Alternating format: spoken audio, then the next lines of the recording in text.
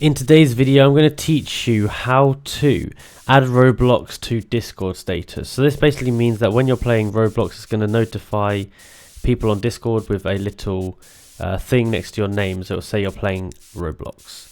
So before I get into this, I just want to say, please make sure you watch this video the whole way through and pay close attention to ensure you get all the steps correct and don't miss anything out. Now, with that being said, let's get right into this.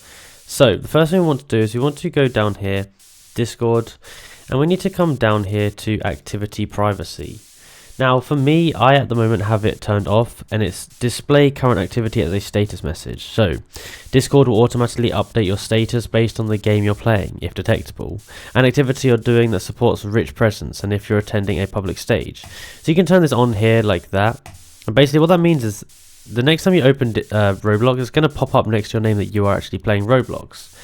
So basically that's what you have to do, turn that switch on, then open Roblox, jump into a game, and it will say, I'll show you here. What you might want to do as well, go down to registered games, and you might want to also add your gamer here and make sure that it's toggled so people can see this. That's could be a crucial one.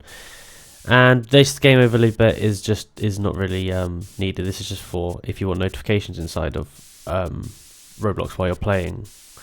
But anyway, that is how you do it. Now if you want to make sure it's working, make sure you restart Roblox to ensure that it does work. Now if you enjoyed this video and found it useful, be sure to like, subscribe and comment down below that it helped. Thank you for watching.